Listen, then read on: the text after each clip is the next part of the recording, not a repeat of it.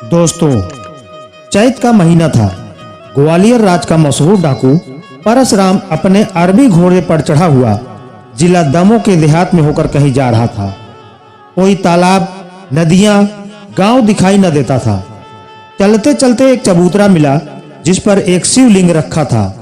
छोटे और कच्चे चबूतरे पर बरसात के पानी ने छोटे छोटे गड्ढे कर दिए थे, इसलिए महादेव जी की मूर्ति कुछ तिरछी हो गई थी। यह देख परशुराम उतरा और घोड़े को एक पेड़ से बांधकर अपनी तलवार से महादेव जी की पिंडी को ठीक बिठनाने लगा। परशुराम बोला, महादेव गुरु जी है। परशुराम के गुरु थे, इसलिए मेरे भी गुरु हैं। वह भी ब्राह्मण थे और मैं भी ब्राह्मण हूँ। उन्होंने अमीरों का नाश किया और गरीबों का पालन किया था, वही मैं भी कर रहा हूँ। मूर्ख लोग मुझे डाकू कहते हैं। धन मान से धन लेकर तीनों का पालन करना क्या डाकूपन है? मेरे लिए 5,000 का इनामी वारंट जारी किया है और भारत सरकार ने 25,000 का।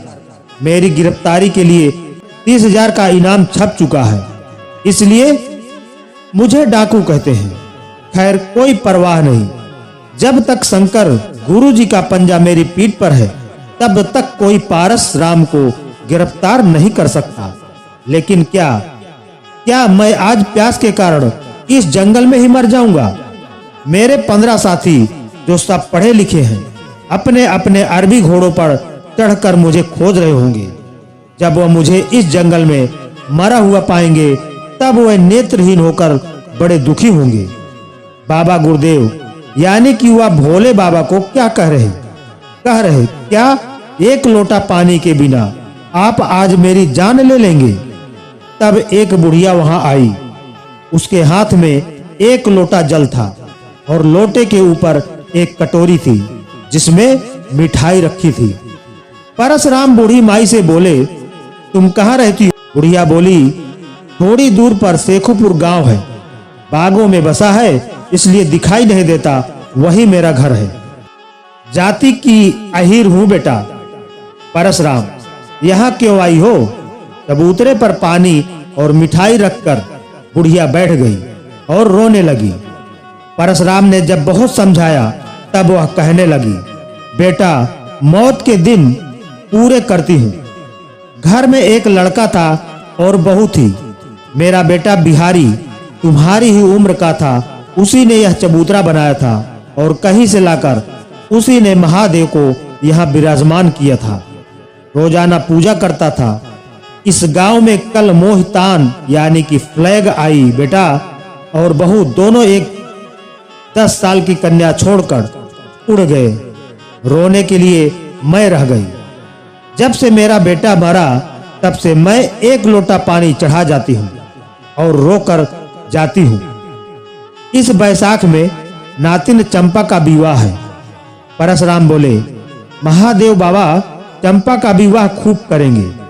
तुम पानी मुझे पिला दो, बड़ी प्यास लगी है। बुढ़िया बोली, पी लो बेटा, पी लो। यह पानी तुम पी लोगे तो मैं समझूंगी कि महादेव जी पर चढ़ गया। आत्मा सो परमात्मा। मैं फिर चढ़ा जाऊंगी। तुम पहले जी भर के पानी पियो और फिर यह मिठाई भी खा लो।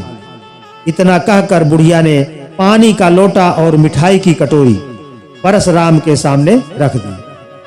शीतल पानी पीकर और स्वादिष्ट मिठाई खाकर परशुराम बोले, चंपा का विवाह कब होगा माई? बुढ़िया बोली, बैसाख जड़े पाक की पश्चिमी को टीका है। केसरीपुर से बारात आएगी।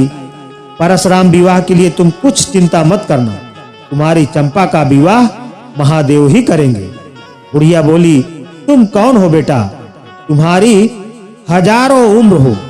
गांव तक चलो तो तुमको कुछ खिलाऊं। भूखे मालूम होते हो।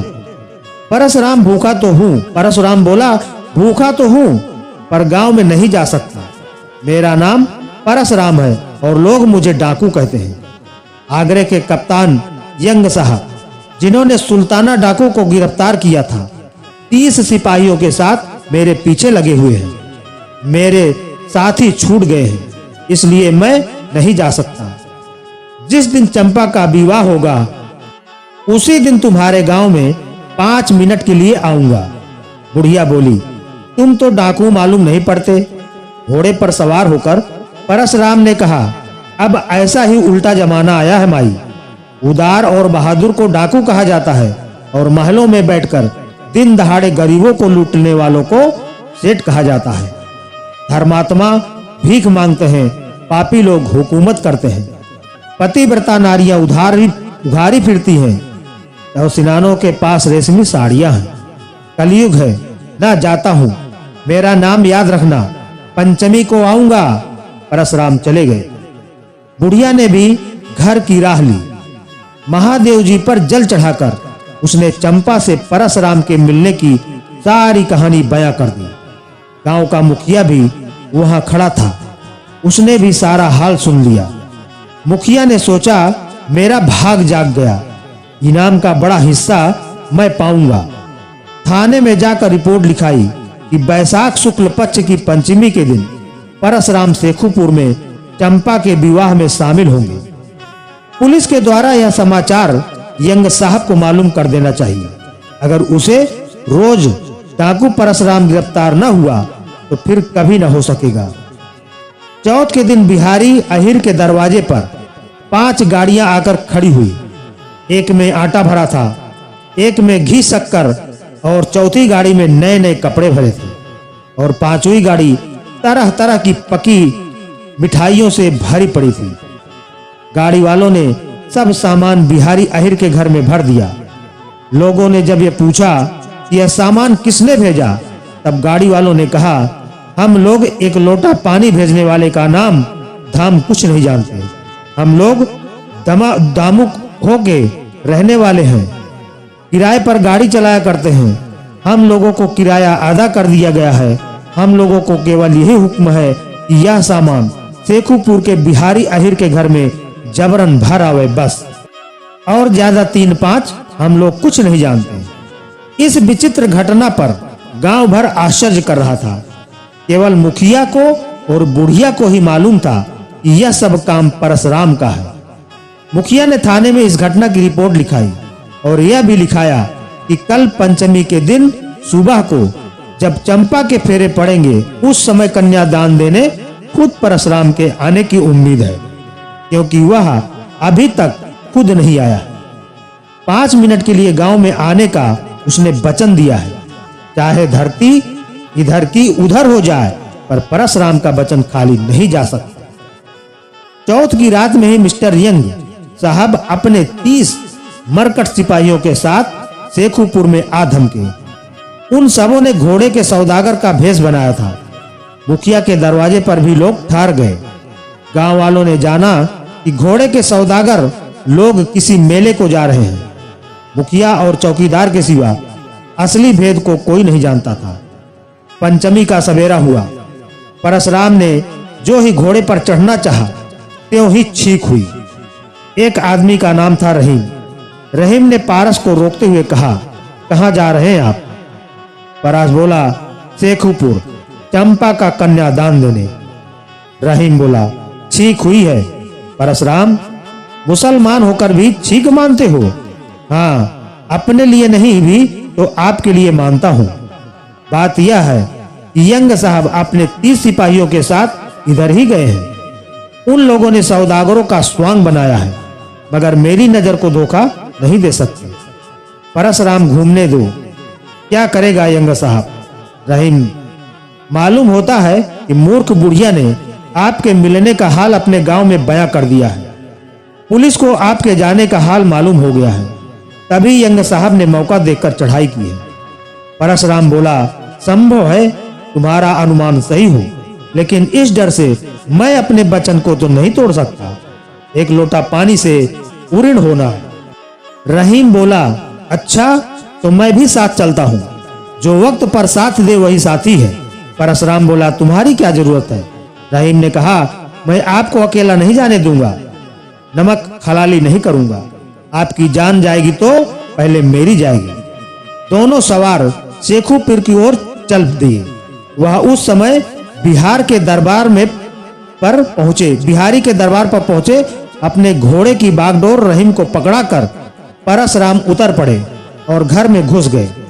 5 मोहरों से परशुराम ने चंपा का कन्यादान सबसे पहले दिया और वह बाहर जाने लगे।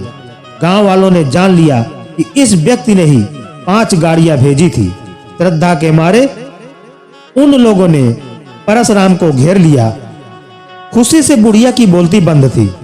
एक आदमी बोला, वाह मालिक, बिना जलपान किए कहां जाते हो? दूसरा आदमी बोला, लोटा लिए चरण धोने का उपाय करने लगा। तीसरा आदमी परशुराम को बैठने के लिए अपना साफा धरती पर बिछाने लगा। चौथा आदमी दौड़ा तो एक दोने में मिठाइयां भर लाया। परशुराम ने कहा, कैसे पागल लोग हो तुम? जिस कन्या का कन्यादान दिया उसी का भोजन कैसे करूंगा? इतना कहकर वह घर से बाहर आ गए। घोड़े पर चढ़ते चढ़ते परशुराम ने देखा कि न सदल बल उनको घेर लिया है। परशुराम ने उनको ललकार कर कहा, गांव के बाहर आकर बहादुरी दिखाओ। इसके बाद रहीम के साथ परशुराम ने घोड़े के एड़ लगाई और गांव के बाहर हो गए। सब लोग घोड़े पर सवार थे। तड़ातड़ गोलियां छूटने लगी।